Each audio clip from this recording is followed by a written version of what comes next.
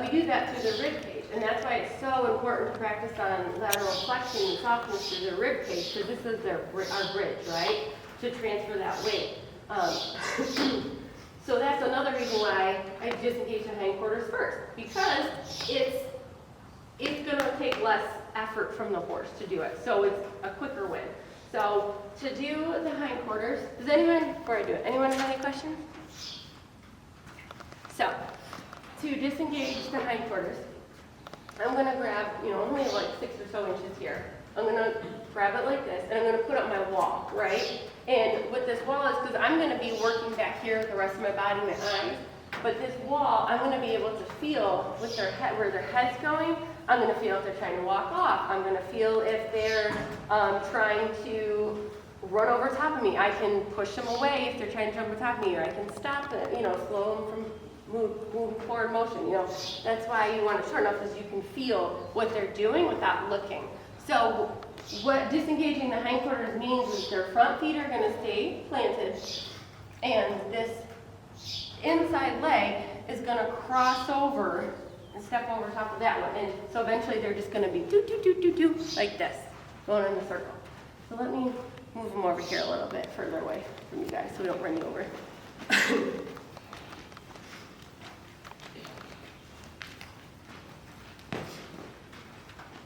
And I'm only going to ask for one step, and one correct step, I should say. Like, you don't want to stop until you get something correct, but then I'm going to stop immediately once I get a correct step, because that's going to mean, Why do you want the back foot to step in front versus behind? crossover. So when they're, that's going to have to be how they're going to carry themselves around it, because if you think about it, if you're loping a horse, their inside back leg is going to be the one that's up under them. It's going to help them push up and support their body more there. Because their hindquarters is their engine, right? So I'm going to put up the wall, and then I'm going to walk towards like the point of their hip, right? And I'm going to try this horse first without the carrot stick, but and I'm going to cut.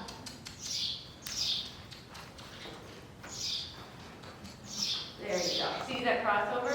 And right now, I'm not going to worry so much about the front end moving around, because the horse is like, I have no idea what you're asking. So I'm going to go back again. And I'm going to slowly increase my energy. Nice. And then rub it away. I always say rub it away, just to kind of like, that's the release of, okay, that's what I want. And I'm just going to stand here for a minute. I'm just going to leave alone. And so what I'm going to do is I'm going to slowly start my energy, and then if I need to, then I'm going to swing a little harder, or hit a little harder with this. And that's where the carrot stick is nice too, because if you say you have a wild colt that you don't know if it's going to kick you or not, you can obviously do it from distance, where you can start going tap tap, and then you can really start tapping harder. But you see how I'm using this wall too? Right there we go. Right there, I just increase the energy with just a small little tap with the lead rope. It's more of a noise than anything. There you go. Do you guys see that crossover? Okay, so that's disengaging the hindquarters. Then rub it away, and then I'm just going to kind of back out. And I'm going to back away and just leave the horse alone. Just getting in the habit of taking a few steps away and leaving them alone to process and think it is also going to help them build up their your personal space respect.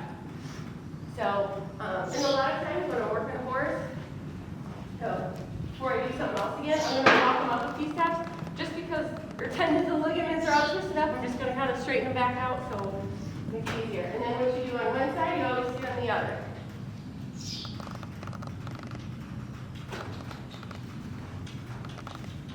There you go. And see, I waited until I got a correct step, and then I just completely dropped the pressure. So I'll do it again so you guys can see better. There you go. You see how I was going towards kind of that wing and hip? And you kind of got to go out and around, right? So that way, horses are big animals. They need they need space, we need to, it also helps to know how their peripheral vision works. And, because if I go right up to the next to the horse and I start kind of doing it, they're like, it's not as clear to them of what I'm asking help. One of the next things I would do, see, it's like right there, I'm just backing up one step of, okay, so in those space.